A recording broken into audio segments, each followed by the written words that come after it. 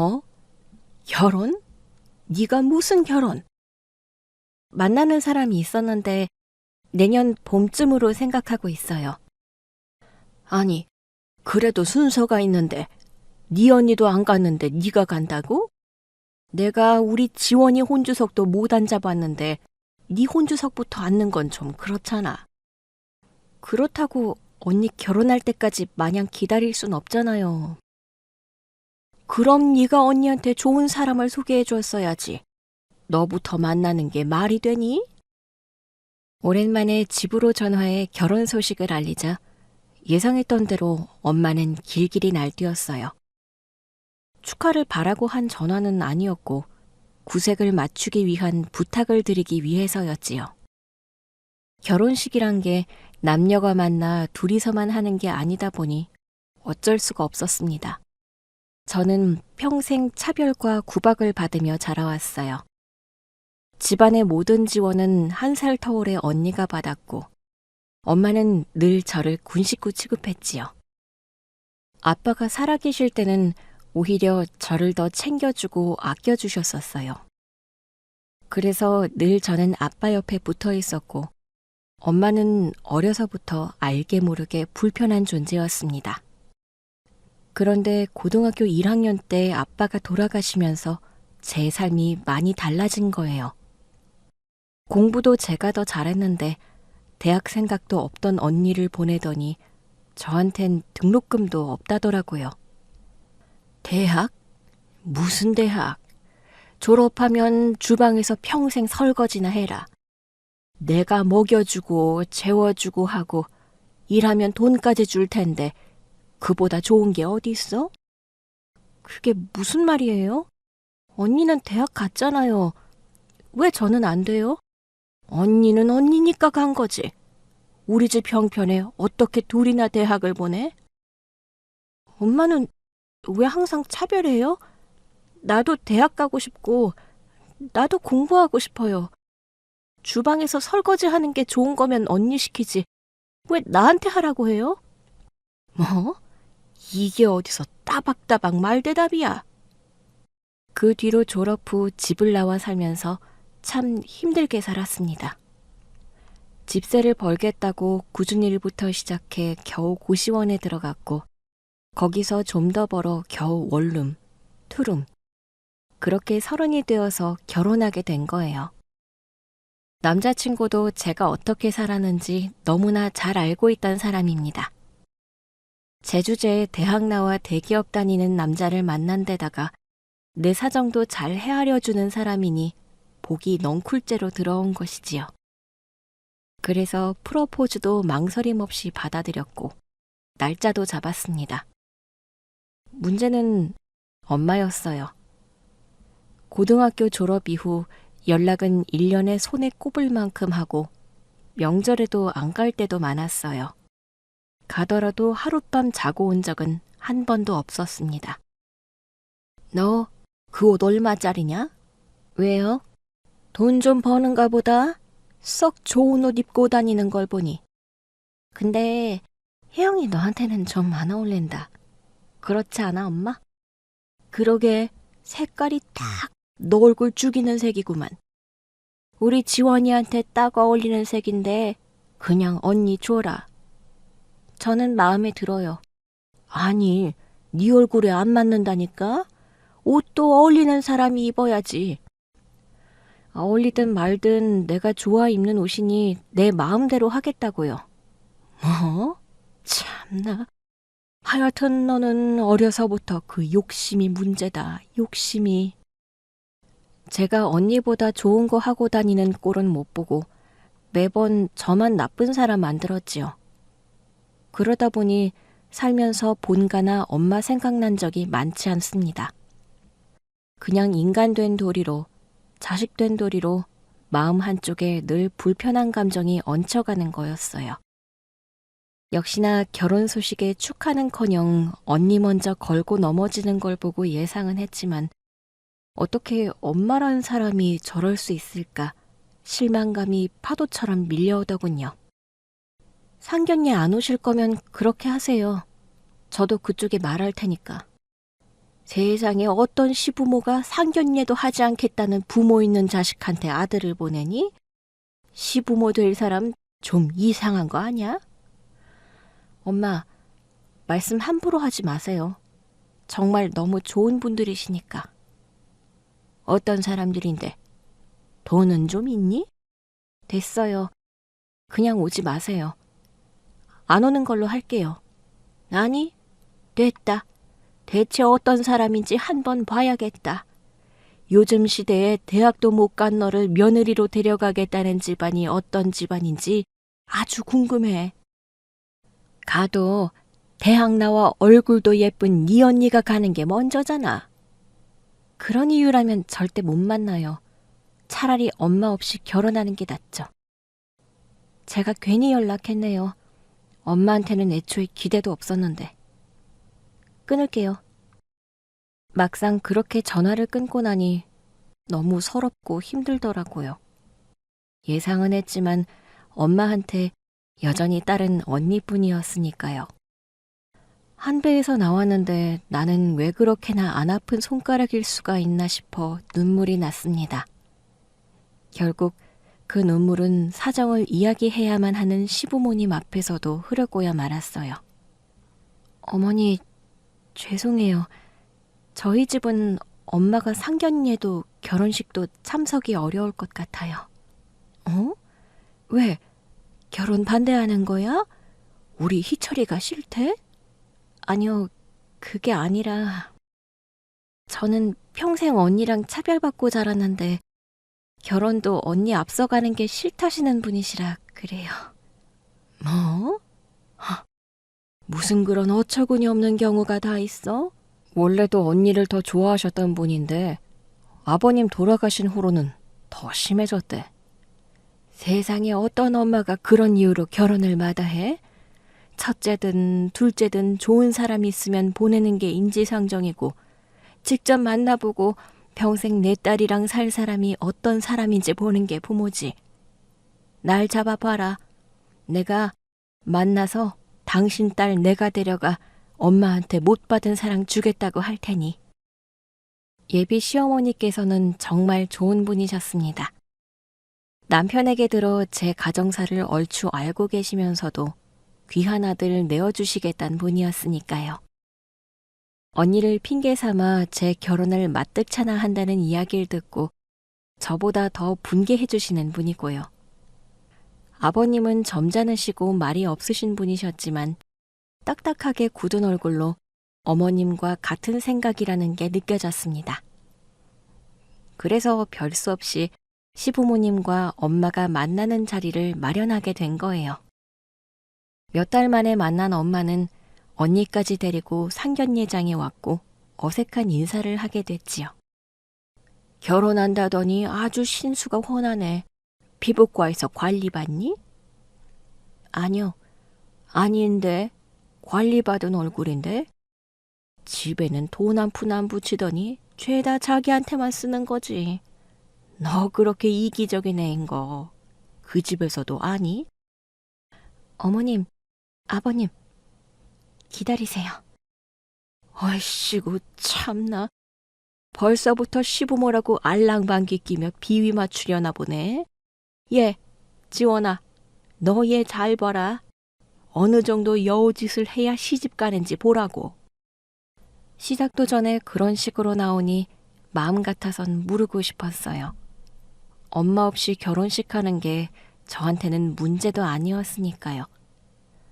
다만 시댁 어른들 체면이 있으니 조금 더 참아본 것이었지요. 그렇게 상견례를 위해 예약한 룸에 들어서자 기다리고 있던 시부모님께서 자리에서 일어나셨지요. 그런데 시어머니와 엄마가 서로를 보더니 깜짝 놀라는 거예요. 안녕하세요. 저는 희철이 어? 에? 사모님이 왜 여기에? 엄마는 시어머니를 사모님이라고 부르며 쩔쩔매더라고요. 알고 보니 엄마는 2년 전부터 시어머니 건물에서 식당을 하고 있었던 겁니다. 제가 집에도 잘 안 가고 연락도 잘 안 하다 보니 관심이 없어 몰랐던 거였어요. 하고 많은 건물 중 시어머니 건물에서 식당을 하고 있을 줄은 꿈에도 몰랐고요. 그럼 사모님 아드님이랑 우리 혜영이가 결혼한다는 거예요? 예, 세상에 인연이 이렇게도 되네요. 아유, 그럼 잘 됐다.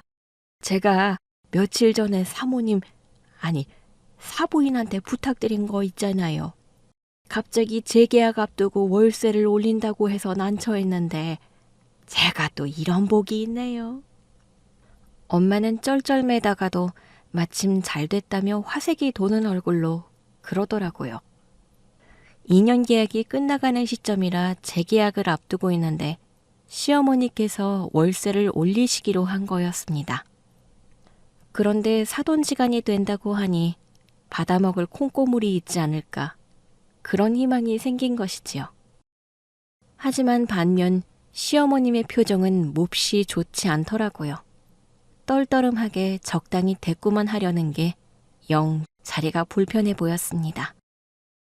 아니, 그 자리가 영 그렇게 좋은 것도 아닌데 갑자기 그렇게 월세를 올려달라고 하면 세입자 입장에선 곤란하죠. 이것도 인연이니 이렇게 말씀드리는 거지. 있는 사람들이 더 한다고 욕먹을 짓이에요. 엄마, 오늘은 상견례로 모인 자리니까 그 이야기는 나중에 해요. 눈치 없이 계속 월세 이야기로 시부모님을 난처하게 하는 것 같아 제가 막아섰지요. 그 정도 했으면 눈치 보고 자기가 실수했다고 할 법도 한데 엄마는 더 하더라고요. 아니 왜? 모인 김에 겸사겸사 할 수 있는 이야기인데 상견례라고 해서 말이지만 저 오늘 사위 될 사람 처음 봤거든요. 애가 고졸에 직업도 변변찮고 그렇다고 인물이 나은 것도 아니라서 결혼은 하려나 했는데 이렇게 멀끔하게 잘생긴 청년을 데리고 올 줄 누가 알았냐고요. 사부인, 혜영이가 얼마나 마음이 넓고 따뜻한 앤데요. 요즘 꼭 대학 나와야지만 대단한 일하는 것도 아니고 고졸에 저만큼 성실하게 사는 애는 처음이라 참 기특하게 생각합니다. 너무 감싸주지 마세요. 애도 할 건 알아야 하잖아요. 요즘 세상에 대학 안 나온 애가 어딨어요. 그에 비해 우리 첫째는 세상에 대학도 나오고 인물도 이렇게 좋은데 아직 혼자예요. 가도 얘가 먼저 가야 맞는 건데 세상 참 요상해요. 백서방 같은 사람은 우리 지원이 같은 애를 만나야 더 잘 살 텐데요. 그 말을 듣고 있자니 정말 기가 막히더군요. 가고 싶다는 대학 못 가게 한 사람이 누군데요? 게다가 그 자리는 상견례 자리였잖아요. 딸 위해 좋은 말만 해줘도 모자랄 판에 그건 겸손도 아니고 깎아내리기 위한 말이었습니다. 제 상견례를 위한 모임에서 언니를 치켜세우면서요. 그 말에 시부모님도 언짢은 기색을 보이셨고 부끄러운 줄 모르고 계속 입을 놀리는 엄마에 결국 보다 못한 시어머니가 한 소리 했지요. 혜영이가 대학 가고 싶다는 거 집에서 형편이 안 돼 못 갔다고 하던데 첫째는 보내놓고 그렇게 말씀하시면 혜영이는 서운하죠. 형편이 됐어도 굳이 돈 들여 보낼 필요는 없죠. 제 배 아파서 낳은 딸이랑 주워온 딸이 같을 순 없잖아요. 그때였어요. 엄마가 당연하다는 듯이 웃으며 한 말에 찬물을 끼얹은 듯 분위기가 가라앉았지요. 저는 그게 무슨 소리냐는 듯 엄마를 빤히 바라보았고 엄마는 실수했다는 듯 화들짝 놀라더군요. 그러더니 이판사판이라는 듯 한숨을 푹 내쉬며 그러는 거예요. 아유, 안사돈 앞에서 내가 실언을 했네. 뭐 이것도 솔직하게 말 안 하면 사기 결혼되는 건데 내 양심상 그냥 있을 수가 없네요. 그래요. 혜영이는 제 친딸이 아닙니다. 그게 무슨 소립니까? 혜영이가 친딸이 아니라니요. 얘 갓난쟁이 때 남편이 내 허락도 없이 데려온 애예요. 그래서 막 키운 겁니다. 먹여주고 재워주고만 해도 내 할 도리는 다 했다 싶어서요. 솔직한 말로 사부인이었어도 그러지 않았겠어요? 떡하니 내가 낳은 딸이 있고 주워온 딸이 있으면 더 정이 가는 쪽을 신경 쓰겠지요. 무슨 대단한 봉사자라도 되는 것처럼 친딸 주워온 딸 구분 안 하고 키운다지만 세상에 그런 사람이 어디 있겠어요? 팔은 안으로 굽는다는데 결국 제 핏줄 챙기죠. 엄마의 그 폭탄 선언 같은 말에 충격받지 않은 사람은 언니뿐이었습니다. 언니는 다 알고 있었는지 주변 눈치를 살피고 있더라고요. 그동안 갖은 차별을 받으며 살면서 엄마가 계모 같다는 생각을 하긴 했어도 그게 진짜인 줄은 몰랐습니다. 남자친구는 테이블 밑에서 너무 큰 충격에 얼어붙은 제 손을 꽉 잡아주더라고요. 아니요, 사부인. 저는 안 그랬을 겁니다. 주워온 딸이든 내가 낳은 딸이든 내 가족으로 품기로 했으면 차별 없는 사랑을 줬을 거예요. 애가 차별받아 컸다고 느낄 만큼 못난 행동하지 않았을 겁니다. 애가 그렇게 느꼈다면 부끄럽다고 생각했을 거고요. 기분이 상한 시어머니께서 단호하게 그렇게 말하자 엄마는 코웃음을 치더라고요. 세상에 그런 사람이 어딨냐고. 앞에선 다 그렇게 이야기해도 자기 일 되면 안 그럴 거라면서요. 그러면서 하는 말이 가관이었습니다. 그 자리에 더는 앉아있고 싶지 않다는 생각이 들 만큼이요. 나는 애 아빠 죽고도 데리고 살아준 것만으로도 얘는 나한테 평생 효도하고 살아야 한다고 생각해요. 그런데 효도는커녕 1년에 한두 번 연락은 할까 말까. 남들은 돈 벌어 집에 생활비도 따박따박 갖다 준다는데 얘는 그런 게 없어요. 어쩜 지인만 아는지. 사돈도 후회할 겁니다. 효도할 줄 모르는 며느리의 말년의 마음상에 고생할 일만 있을 텐데요. 그에 비하면 우리 지원이는 여보, 그만 일어나요. 어머니는 더는 못 듣겠다는 듯 자리에서 일어나셨습니다. 그러자 시아버지께서도 언짢은 기색으로 일어나 한마디 하시더라고요. 희영이가 그쪽을 안 닮은 거 보니 친딸이 아닌 게 맞긴 맞는 것 같네요. 보아하니 혜영이 결혼시킬 마음은 없는 것 같은데 결혼식은 우리가 알아서 시키겠습니다. 어머머, 무슨 이런 경우가 다 있어요? 저기요. 가자, 혜영아. 시부모님께선 넋이나가 아무 말도 못하는 저를 데리고 나가주셨습니다. 엄마의 유별난 언니 사랑에 차별받아 컸다고 생각했는데 이제와 생각하니 왜 그렇게 저를 미워했는지 이해가 되더군요.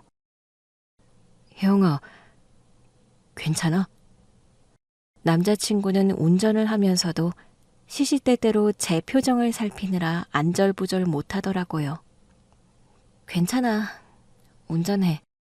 그냥 생각이 좀 많아져서 그래. 전혀 몰랐던 거야? 몰랐어. 그냥 언니가 욕심이 많으니까 그거 맞춰주는 줄 알았지. 내가 두 분 친딸이 아닐 거라고는 생각을 못했어. 왜 생각을 못했을까? 혜영아, 괜찮아. 그런 거 아무것도 아니야. 알지? 남자친구는 행여 제 마음이 그로 인해 불안해지기라도 할 거라고 생각했는지 저를 다독이며 그렇게 말해주었습니다. 저는 그런 남자친구에게 괜찮다는 듯 애써 웃어 보이며 고개를 끄덕였어요. 하지만 복잡해진 머릿속은 해결이 안 되더라고요. 이미 벌어진 일들인데 지난 일들이 자꾸 생각나 가슴이 답답해지는 겁니다. 예비 시부모님께서는 바로 집에 가지 말고 시댁에 들르라고 하시더라고요. 혜영아, 친정일은 신경 쓰지 말아라. 내가 네 친정엄마 몫까지 신경 써서 결혼식 준비해 줄게. 어머니, 감사해요. 근데 솔직히 말씀드리면 어떻게 해야 할지 모르겠어요. 뭐가 문제야? 내가 너 키워주신 분 친딸이든 아니든 그건 우리 며느리가 되는데 아무 상관이 없는데. 걱정하지 마라. 달라지는 건 없어. 감사합니다. 정말 감사해요, 어머니. 어머니가 제 손을 어루만져 주시며 그렇게 이야기해 주시는데 영문도 모르게 눈물이 났습니다. 돌아가신 아버지께서는 차별 없이 잘 대해 주셨다며 그래서 몰랐던 거겠지.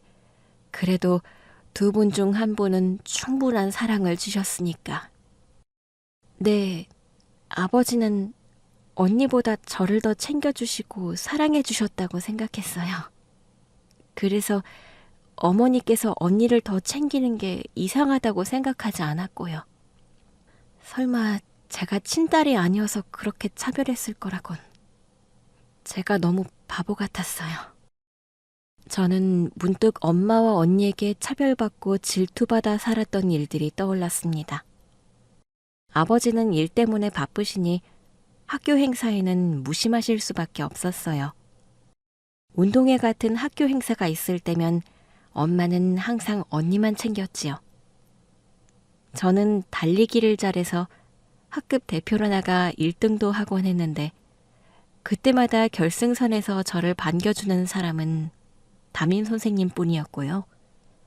점심시간을 위해 싸온 김밥은 오로지 언니를 위한 것이었어요.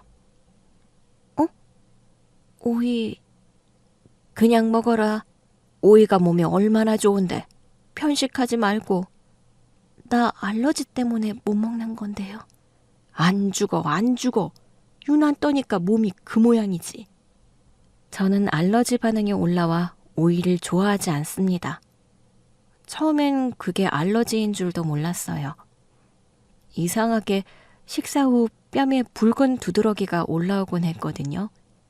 근데 그게 식탁에 항상 올라오는 오이 무침 때문이었다는 걸 알고 오이는 못 먹었지요. 그런데도 엄마는 언니가 좋아한다는 이유로 항상 김밥에 오이를 넣어왔지요. 그렇다고 김밥 안에 있는 오이를 뺏어 먹지도 못하게 하고요. 결국 사과 몇 개 집어먹고 끝내야 했던 초등학교 4학년 때의 운동회를 잊지 못해요. 그뿐만이 아니었어요. 언니가 아프면 꼭 학교를 쉬게 하고 죽을 써서 극진히 살폈던 반면 저는 어떻게든 학교에 보내려고 하셨지요. 엄마, 나 오늘만 쉬면 안 돼요? 너무 어지러워요. 쓰러지더라도 학교 가서 쓰러져라. 그때 진짜 학교에서 쓰러져서 양호실에 갔다가 집으로 돌아간 기억이 있지요. 열이 39도에 육박한 독감이었는데 그때도 엄마는 저를 걱정하기보다 식구들한테 옮기 전에 알아 다행이라고 가슴을 쓸어내리셨던 분이에요. 하루는 엄마가 안 계셨을 때 언니가 주방놀이를 하자고 했던 적이 있어요. 진짜 칼을 꺼내 냉장고에 있는 야채를 직접 썰어보곤 했는데 저는 무서워서 하고 싶지 않았거든요. 근데 언니가 자꾸 감자를 썰어보라고 성하길래 어쩔 수 없이 칼을 쓰다가 손가락이 크게 베고 말았어요. 피가 말도 못하게 났고 언니도 저도 크게 놀랐지요. 언니, 나 피 많이 나. 어떡하지? 잠깐만 휴지를 붕대처럼 감고 있어봐. 언니, 나 죽으면 어떡해? 언니, 119 불러줘. 발을 동동 구르며 살려달라는 제게 언니는 패닉이 돼서 아무것도 하지 못했고 때마침 엄마가 와서야 사태가 해결되었지요.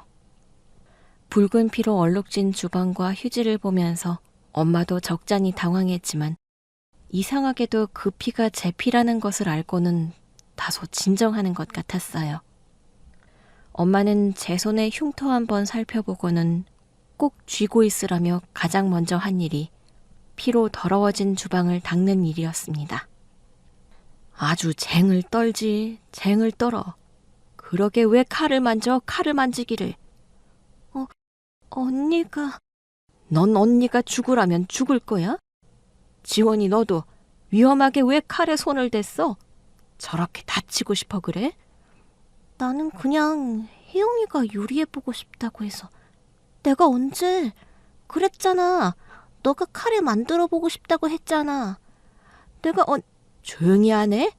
아유, 일을 만들어 일을. 일을 거들어주지는 못할 망정 일을 만든다고. 저는 그때 성이 난 엄마의 눈치를 살피며 입을 꼭 다물 수밖에 없었어요.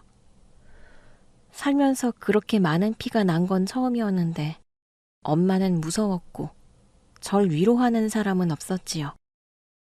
그렇게 엄마가 주방을 깨끗하게 치울 때까지 저는 다친 손을 꼭 쥐고만 있었습니다. 그때 다쳐 생긴 선명한 흉터가 지금도 남아있지요. 반면 언니가 다칠 뻔할 때는 언니가 아닌 저를 크게 혼냈습니다. 그것도 제 탓이 아닌데 말이에요. 언니랑 놀이터에 갔었는데 그때 언니가 유난히 높은 데서 뛰어내리는 걸 좋아했었습니다. 그래서 그네를 타다 가도 뛰어내리고 시소에서도 뛰어내리고 올라가면 안 될 곳에 가서도 뛰어내리곤 했어요. 언니, 여기는 너무 높은데 하지 마. 할 수 있어. 내가 몸이 얼마나 가벼운데? 학교에서 내가 점프도 제일 잘하고 용감해. 그래도 여기서 뛰어내리면 큰일 날 것 같은데 엄마한테 혼나. 괜찮다니까? 너는 왜 그렇게 겁쟁이냐? 있어봐. 언니는 그렇게 말하곤 호기롭게 언니 키보다 훌쩍 높은 곳에서 뛰어내렸어요. 그런데 뛰어내리면서 발목에 충격이 갔는지 바로 비명을 내지르며 고꾸라지더라고요. 저는 발을 동동 구르다가 집으로 뛰어가 엄마한테 사고 소식을 알렸지요. 놀란 엄마는 신발도 짝짝이로 신고 뛰어나갔어요. 신도 제대로 신지 못할 만큼 다급하게 뛰어나갔던 엄마의 뒷모습이 자꾸 생각나더라고요. 다행히 인대가 놀란 것뿐이었는데 엄마는 그 속상한 마음을 저한테 다 푸셨습니다. 넌 옆에서 뭐 한 거야? 언니가 뛰어내릴 동안 너는 뭐 했느냐고. 나는 말렸어요. 하지 말라고 했는데 언니가 할 수 있다고. 할 수 있다고 해도 하지 말라고 말렸어야지. 으이구, 정말 뭐 하나 제대로 하는 게 없어 넌.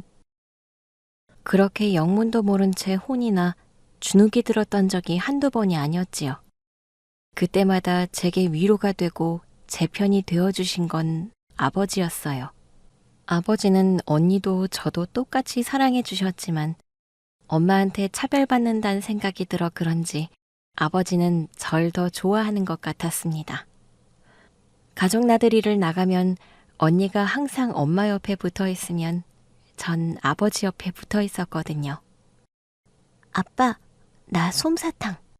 솜사탕? 그래, 우리 딸 솜사탕 먹자.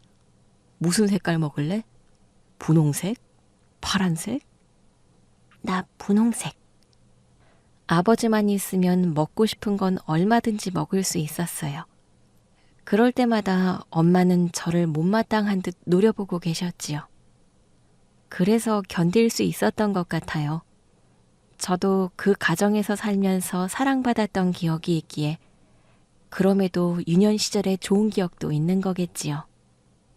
가만히 제 이야기를 듣던 시부모님의 표정은 너무 좋지 않으셨습니다. 상견 예전에는 그래도 어떻게 부모 없는 결혼을 하느냐고 했던 시어머니께서도 이건 아니다 싶으셨던 것이지요. 마음이 동하지 않거든 키워준 은혜 같은 건 생각하지 않아도 돼. 생판 남이었던 나도 이렇게 속이 상한데 어린 네 속은 오죽했을까. 친자식이어도 아픈 손가락이 있고 안 아픈 손가락이 있다더라. 지난 일은 잊어라. 담고 살아봐야 네 속만 아프니까. 내가 네가 못 받은 사랑까지 충분히 주마. 응? 감사합니다, 어머니. 말씀만으로도 너무 감사해요. 그렇게 두 분에게 충분한 위로를 받고 집으로 돌아왔지요. 그 후로 엄마나 언니 쪽으로는 연락도 하지 않았어요. 자기 말실수로 제가 상처받게 된 것을 알았다면 먼저 할 법도 한데 연락도 안 왔고요. 그로부터 며칠 뒤에야 연락이 왔는데 그것도 저 때문에 온 게 아니었습니다. 얘, 너네 시어머니 대체 왜 그러니? 너 데려가면서 어떻게 재계약을 안 한다고 할 수가 있냔 말이야. 어머님 일은 저도 몰라요. 왜 저한테 그러세요? 왜 저한테 그러세요? 야, 너가 그 집 며느리로 들어간다며. 그러면 너가 나서서 어떻게 좀 해봐야 하는 거 아니니? 너 지금 나한테 시위해? 나 그래도 너 키워준 사람이야. 너 그거 알면서 그러면 안 되지. 저는 말문이 탁 막혔습니다. 그 말에 뭐라고 대꾸하겠어요? 차별에 키운 것도 모정이고 도리였다고 하면 할 말이 없지요. 어쨌거나 제가 엄마 밥 먹고 살았던 것은 맞으니까요. 하지만 그것마저도 제가 알지 못하는 진실이 있다는 것은 나중에야 알게 되었습니다. 절 키운 그 엄마라는 사람은 제가 생각했던 것보다 더 나쁜 사람이었거든요. 엄마는 고래고래 소리를 지르며 당장 시어머니에게 연락해 계약 갱신하게 하라고 했습니다. 저는 더는 들어주지 못하겠다는 생각에 그대로 전화를 끊어버렸고요. 그 뒤로도 2번 더 전화가 왔지만 받지도 않았지요. 그러다 전화가 온 게 시어머니였어요. 네, 어머니. 너네 엄마한테 연락 왔었지? 신경 쓰지 말아라. 내가 알아서 할 테니까. 하필 얽혀도 그렇게 얽혀서. 제가 다 너무 죄송해요. 네가 사과할 일 아니야. 세입자 문제로 이런 일 처음 있는 것도 아니고. 그러니까 혜영이 너는 이 문제에 대해서는 아무것도 모른다고 해. 알았지? 어머니께서는 세입자를 들이면 흔히 있는 일이라며 걱정 말라셨지만 제 엄마가 얽힌 일인데 어떻게 모른 척 하겠어요? 그렇게 며칠 후 남자친구와 함께 예비 시댁을 찾게 되었는데 어머니께서 그러시더라고요. 엄마가 계약 갱신 요구권을 들이밀어서 월세를 올려받는 쪽으로 방어 중이시라고요. 법적으로 인정되는 한도라 문제는 없지만 저를 들먹이며 여론을 만드는 모양이었어요. 저를 이용해서요? 자기 딸이 건물주 며느리로 들어가는데도 사돈한테 그렇게 야박하게 군다면서 나를 인정머리도 없는 사람으로 몰아세우고 싶은 거겠지. 정말요? 어떡해요? 걱정 마라. 네 앞에서 이런 말 하기 좀 그렇지만 상가에서 네 엄마가 평판이 그리 좋진 않은 것 같아. 상가 사람들은 시어머니에게 그 이야기를 전하며 하소연했다고 하더라고요. 안 그래도 상가 사람들 만나러 갈 참이라며 같이 가자고 하시기에 따라 나섰지요.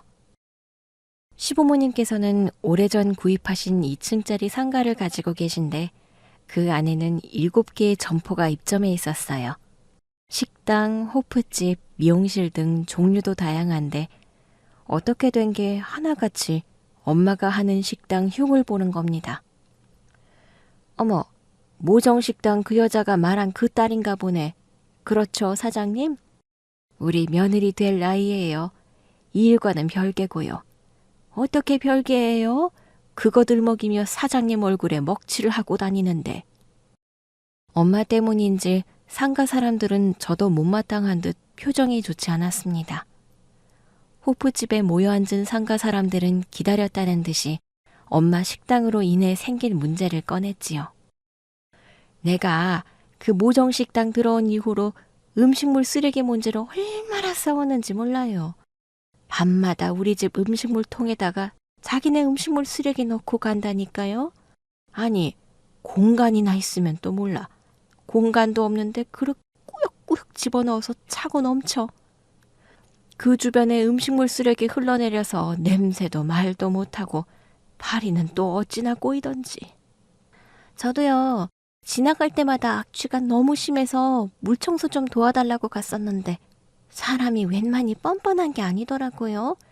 자기가 안 했다고 아주 찰면피, 그런 찰면피도 없어. 내가 오죽했으면 가게 앞에 음식물 쓰레기통 지키려고 CCTV를 달았겠어요? 근데 그 여자 진짜 보통이 아닌 게 CCTV를 보고도 자기 아니라고 잡아떼는 거야. 어쩜 사람이 그렇게 뻔뻔해. 아주 미치겠다니까. 음식물 쓰레기만 이게 종량제 쓰레기 봉투 다 헤집어 놓은 것도 잡았잖아. 종량제 쓰레기 봉투요? 그건 또 무슨 말씀이세요?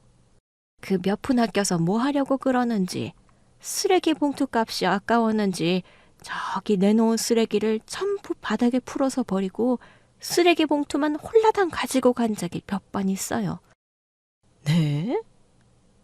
그것도 횟집 사장님이 CCTV 달아서 알게 된 사실이지 그동안 심증만 있지 물증이 없었거든요. 듣자 하니 정말 낯뜨거워질 만큼 주변에 민폐를 끼치고 있었던 거예요. 상가 사람들은 하나같이 엄마와의 계약 종료를 바라고 있었지만 뾰족한 수가 없었지요. 그때 엄마 가게 옆에서 작은 샐러드 배달 전문점을 운영하는 여자가 조용히 나서더라고요. 여러분들이 제게 힘만 실어주시면 전 모정 사장님이랑 법적 분쟁도 각오가 되어 있어요. 네? 고소하겠다는 거예요? 뭘로요? 실은 조용히 해결하려고 그동안 말씀을 안 드렸는데 저 모정 사장님이랑 크게 싸웠었거든요.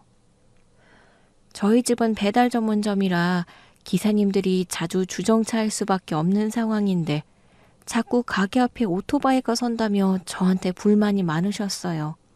기사님도 불편하게 하시고요. 그래서 몇 마디 크게 싸웠는데 그 뒤로 저희 가게 리뷰에 악플이 달리는 거예요. 그냥 봐도 너무 악의를 가지고 쓴 글이라 사이버 수사대에 신고했고 알고 보니까 그 집 사장님 딸이 쓴 것이더라고요. 그러면서 샐러드집 사장님이 저를 보더라고요. 시어머니께서는 저를 의식했는지 제 손을 잡아주시며 그러시는 겁니다. 그 집에 큰딸이 있다더라고요. 우리 혜영이는 내놓은 자식처럼 자라내라 그 집 사장님 위해 하는 일은 없어요. 그럼 뭐 다행이고요. 아무튼 자기 딸 고소 취하 좀 해달라 사정을 하고 있는 상황인데 잘만 하면 법적으로 싸워볼 수도 있겠다 싶어서요. 음식물 쓰레기 악취나 종량제 쓰레기 봉투 절도나 시도해볼 만한 일은 많잖아요. 그렇죠. 우리가 조용히 해결하자고 우리끼리 싸워본 거지. 하려면 충분히 그렇게 할 수 있죠. 사장님, 우리 그렇게 해요. 뭐라도 해야 그 여자 쫓아내지. 안 그럼 또 2년을 어떻게 같이 살아요? 저 그럼 다음에 계약갱신 못해요. 그렇게 상가 사람들은 한마음 한뜻이 되어 법정 싸움을 해보기로 한 겁니다. 되든 안 되든지 간에 할 수 있는 건 죄다 걸어서요. 악취, 민원, 소음, 공용공간 점유 등 상가 사람들의 진정서까지 넣어서요. 고소장이 들어갔다는 소식이 들렸는데 아니나 다를까 그로부터 얼마 안 돼 엄마한테 연락이 왔고 저는 받지 않았습니다. 엄마한테 너무 화가 났어요. 하지만 엄마한테 그렇게까지 화를 내본 적도 없던 저는 그 감정을 어떻게 풀어야 할지 모르겠더라고요. 분명 가게 계약 문제로 연락한 것일 텐데 거기에 제가 말려들고 싶지도 않았고요. 그런데 제가 전화를 받지 않자 문자를 남겼더라고요. 너 그러는 거 아니다. 그래도 내가 너를 18년을 키웠어. 은혜를 원수로 갚는다는 말이 딱이다. 검은 머리 짐승 거두지 말라는 게 딱이야.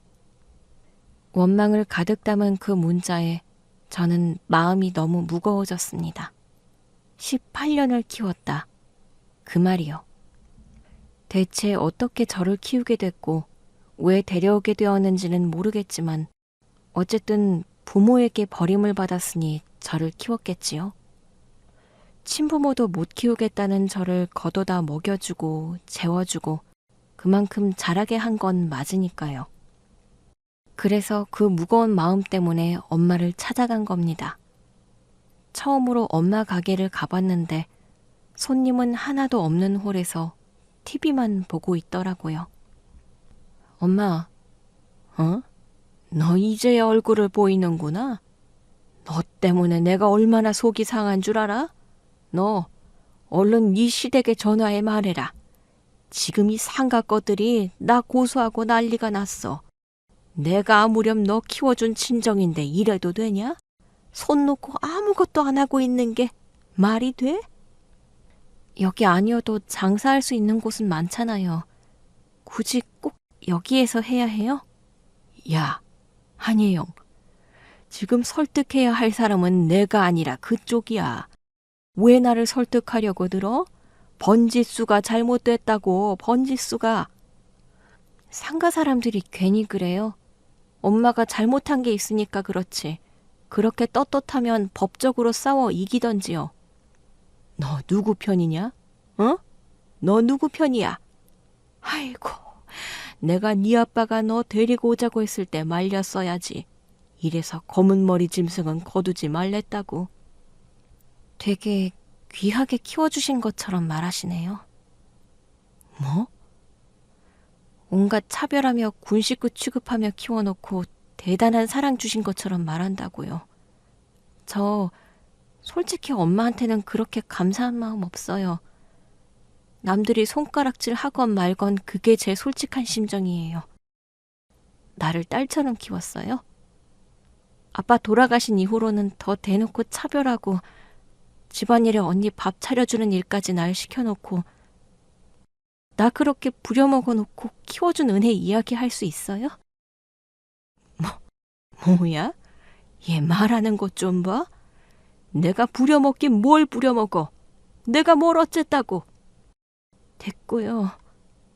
제발 이제 그냥 남처럼 살아요. 서로의 인생에서 없는 듯이 살자고요. 그렇게 차별받아 살면서도 신데렐라 병이라도 걸렸는지 한 번도 되돌아본 적이 없습니다. 제가 안 하던 행동을 해서 그런지 엄마도 당황한 것 같더라고요.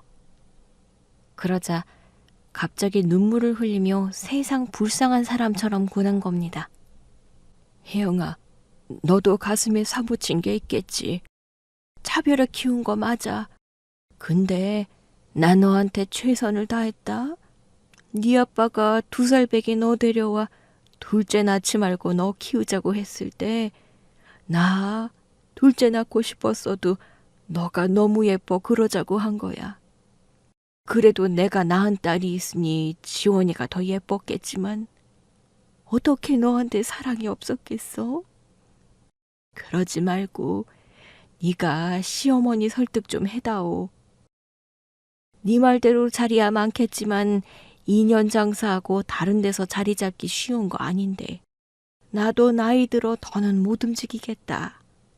월세도 좀 깎고 여기서 장사할 수 있게 네가 좀 어떻게 해봐. 응? 우리 딸. 하마터면 마음이 흔들릴 뻔하기도 했습니다. 엄마랑 살았던 그 모든 세월을 지옥이었다고 말할 수는 없었으니까요. 그런데 엄마 입에서 나온 그 우리 딸이라는 말이 어찌나 묘하게 들리던지요. 진심이라곤 눈꽃만큼도 느껴지지 않는 그 말에 제 마음도 차갑게 식는 것만 같았습니다. 저는 제 손을 붙든 엄마의 손에서 손을 빼내고 냉정히 말했지요. 내가 이제와 엄마 딸이에요. 그리고 엄마 가게에서 조용히 빠져나왔지요. 그 뒤로도 엄마 일은 손도 입도 대지 않았습니다.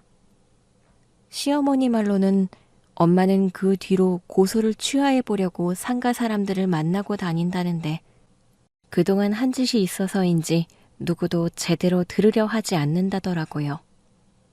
마음이 어떻게 편했겠어요. 여전히 엄마라는 존재와 그동안 나를 키웠던 시간이 가슴에 얹힌 듯 찝찝하게 남아있었지요. 그 후로 남자친구와 식장도 보러 다니고 데이트도 했지만 기분이 좋지도 않았습니다. 그로부터 며칠 후였어요. 갑자기 예비 시어머니로부터 연락이 온 겁니다. 정말 생각지도 못한 깜짝 놀랄 만한 소식이 전해진 거예요. 혜영아, 놀라지 말고 들어? 왜요? 어머니, 무슨 일인데요? 네 아버지, 너 낳아준 아버지 말이야. 친아버지 찾았어. 네? 제 아버지를요? 시부모님께서는 제게 말도 안 하고 제 친부를 찾아보려고 노력하고 계셨던 거예요. 직접 만나고 싶어 한다는 말에 저는 남편과 함께 그곳에 가게 됐고, 저는 살던 곳에서 2시간 떨어진 지역에서 나를 낳았다는 그 친아버지를 만날 수 있었어요. 그분은 걷지 못하는 하반신 마비 환자로 휠체어에 앉아 계셨습니다. 혜영아. 참 신기한 일이지요. 한 번도 본 적 없는 낯선 아저씨 같은 그 남자를 대면하자마자 눈물이 났거든요. 평생 저를 키운 엄마가 우리 딸이라고 할 때는 마음이 조금도 흔들리지 않았는데, 내 이름을 부르는 처음 본 아저씨의 목소리에 저는 무너지고 말았습니다. 아빠? 저를 향해 애타게 양팔을 벌리는 그분을 향해 다가가 안겼어요. 그건 정말 신기한 경험이었습니다. 지금도 어떻게 말로 표현할 수가 없어요. 제 친아버지는 알고 보니 저를 키워주셨던 양아버지의 오랜 친구였습니다. 네가 2살이 되던 해에 교통사고가 났어. 그때 네 엄마 죽고 나는 이 지경이 되는데 도저히 너를 키울 상황이 못 됐다. 내 상황 알아주고 먼저 손을 내밀어 준 게 재경이었어. 재경이가 너를 친딸처럼 키워주겠다고. 그러니 재활에만 힘쓰라고 그랬지. 절 사랑으로 키워주셨던 그 아빠는 사고로 장애를 가진 친구의 딸을 데려다가 키운 것이지요. 병원에서 반년을 입원해 있어야 할 만큼 상황이 좋지 않았고, 처음엔 그냥 데려다 키워주다가 바로 입양까지 한 것이었다고 하더라고요. 그래서 친아버지는 저를 키워준 양아버지에게 빚을 졌다 생각하고 살았답니다. 하지만 시부모님으로부터 제가 어떻게 살아왔는지 전해 듣고 믿을 수가 없었다고 해요.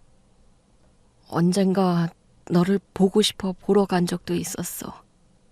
그땐 완벽한 가정에서 사랑받고 자라는 둘째 딸 같아 보여 마음이 놓였었다. 내가 네가 대학에 가지 못했다는 건 상상도 못했어. 분명히 재수 씨가 너 대학 갔다고 이야기했었거든. 엄마가요?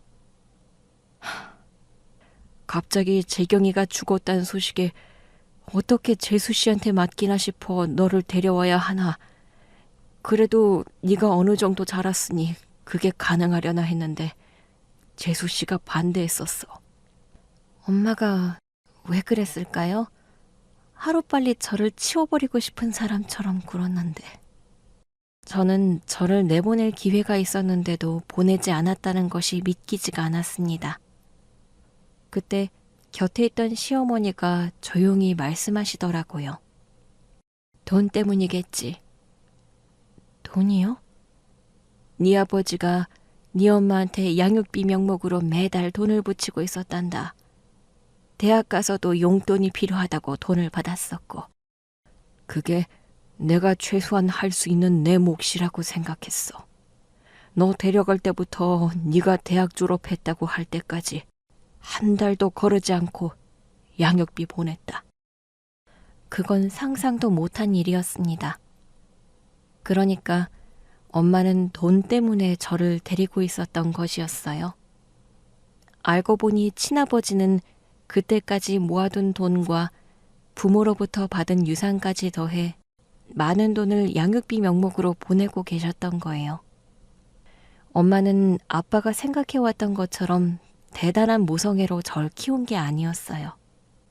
매달 들어오는 꽁돈을 놓치기 싫었던 것뿐입니다.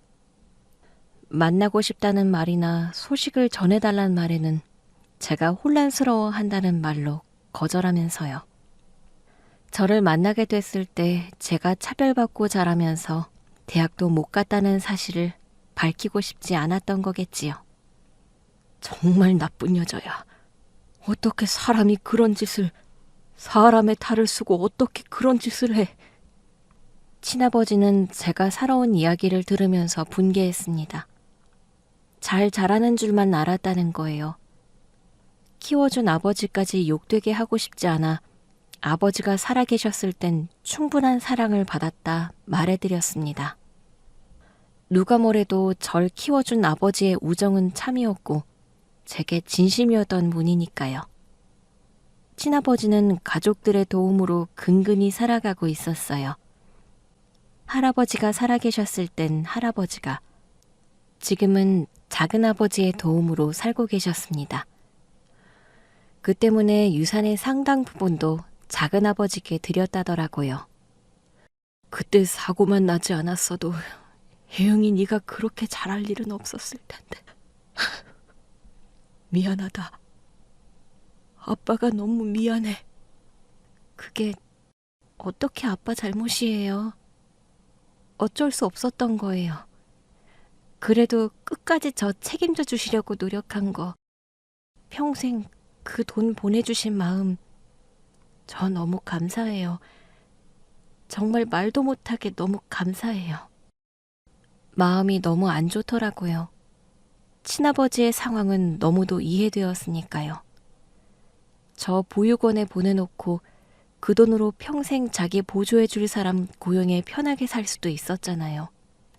근데 저 하나 더 잘 키워보겠다고 믿을 만한 친구한테 보내놓고 돈까지 보냈으니까요. 친아버지 한 사람에게만 받은 은혜가 아니라 그로 인해 고생했을 조부모님과 작은아버지 가족들에게도 큰 은혜를 받았지요. 그렇게 많은 사람이 마음고생, 몸고생에 좋았던 사람이 엄마뿐이었다는 게 너무 화가 났습니다. 그래서 더는 가만히 있을 수가 없었어요. 뭐라도, 정말 뭐라도 하고 싶은 지푸라기라도 잡는 심정으로 엄마에게 내용 증명을 보냈습니다. 엄마는 제가 생활비 한 번 안 붙인다 저를 비난했지만 엄마한테 빌려준 돈이 있었거든요. 모두 3천만 원 정도 되는 돈이었는데 그냥 안 받는다고 생각하고 드린 거예요. 야, 한혜영, 이게 뭐냐? 내용 증명? 너 지금 뭐 하자는 짓이야? 엄마, 저한테 줘야 할 돈 많잖아요. 그거에 비하면 3천만 원은 너무 적은 돈 아니에요? 뭐? 무슨 말 같지도 않은 소리야. 무슨 돈? 내가 말이 빌려달라고 해서 빌려준 거지. 너 지금 그 돈 받을 셈이야? 저 낳아주신 친아버지 만났어요. 뭐야? 그 사람을 네가 어떻게 만나는지가 중요한 게 아니라 그동안 엄마가 제 친아버지 만나 어떤 거짓말을 했고 뭘 받아냈는지 그게 더 중요한 것 같은데요. 혜영아, 그게 무슨 말이야? 나는 도통 무슨 말인지 모르겠다. 모르겠으면 기다리세요. 아버지도 엄마 고소하겠다고 했으니까요. 뭐라고? 왜? 대체 왜? 너 대학 안 보낸 거? 아님 지원 아빠가 네 몫으로 남긴 그 돈 때문에 그래? 다 주려고 했어. 다.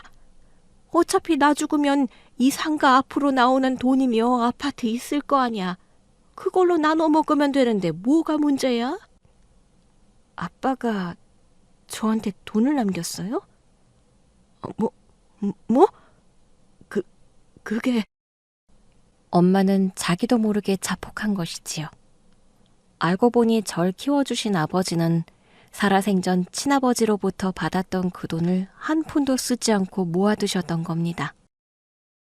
평생 친자식처럼 키웠어도 결혼시킬 때 큰돈 쓰는 건 엄마 눈치 보여 힘들다고 생각했던 거예요. 그래서 그때 주려고 차곡차곡 모아둔 통장은 아빠가 돌아가시자마자 엄마 몫이 된 것이지요. 아버지 돌아가신 후 차가 생긴 것도 다 거기서 나온 것이었고요. 너 어떻게 알았어? 대체 어떻게 알았느냔 말이야. 엄마는 아무리 생각해도 제가 알게 된 사실이 이상하다고 생각하더라고요. 이상하긴 했습니다. 엄마가 작정하고 숨기면 제가 절대 알기 힘든 일이었으니까요. 저도 궁금했거든요. 시부모님이 어떻게 제 친아버지를 찾았나. 그런데 등잔 밑이 어둡다고 범인은 엄마 최측근이었어요. 바로 언니였지요. 평소 사람 잘 보기로 유명한 제 시아버지께서는 허영심 많은 언니의 성격을 읽고 언니에게 접근한 겁니다. 제가 친딸이 아니라는 사실을 알고 있던 것으로 미루어 보아 언니는 제 친부모를 알고 있을 거라고 생각하셨대요. 아버지가 혜영이 네 언니한테 명품 가방 선물해주면서 좋은 남자도 소개시켜주겠다고 하셨대. 그게 마음에 들었는지 다 이야기했다더라고. 언니가? 나만한 대기업 다니는 남자 아니면 안 된다고 해서 변호사 소개시켜주겠다고 했더니 다 말했다더라. 물론 언니와 그 변호사 소개팅은 잘 되진 않았습니다. 애초에 아버님께서 잘 안 될 사람을 소개시켜주기도 하셨겠지만 언니의 그 허영심을 품어줄 사람은 많지 않았을 거예요. 근데 자기 살겠다고 자기 엄마가 평생 숨기고 싶었던 사실을 이야기했다니 과연 모녀가 닮긴 닮았구나 했지요. 뭐야? 지원이가? 지원이가 그걸 말했다고? 기가 막혀서 진짜. 혜영아, 그건 그거고 이건 이거잖니? 지금 안 그래도 상가 사람들 고소장 때문에 돌아버릴 지경인데 너까지 그럴 거야? 돈을 받든 안 받았든 너 내가 한 밥 먹고 자란 건 맞잖아. 엄마가 해준 따뜻한 밥 먹고 자란 건 언니고 전 찬밥이나 먹었죠. 학교 끝나고 돌아와 언니 야식까지 챙겨주면서 저는 저녁 먹었냐는 소리도 안 했잖아요. 비참해지게 제 입으로 이런 말까지 해야겠어요? 저는 그렇게 저를 키워준 엄마와 연을 끊었습니다. 먹여주고 재워주고 대단한 일이지만 그렇다고 대단히 칭송받을 일도 아니라고 생각해요. 사람에 따라서는요. 결국 온갖 고소장을 받게 된 엄마는 가게를 나가는 것을 조건으로 상가 입주민들의 고소 취하를 받아냈더라고요. 그동안 친아버지가 보낸 돈에 대해서는 복잡하게 얽혀있는 문제라 소송이 쉽진 않았습니다. 하지만 고소란 게 그렇잖아요.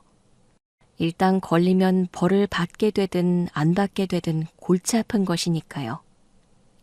게다가 제 몫으로 상속하려고 했던 재산이 있다는 것이 밝혀진 만큼 어떤 부분에선 저에게 유리하기도 했지요.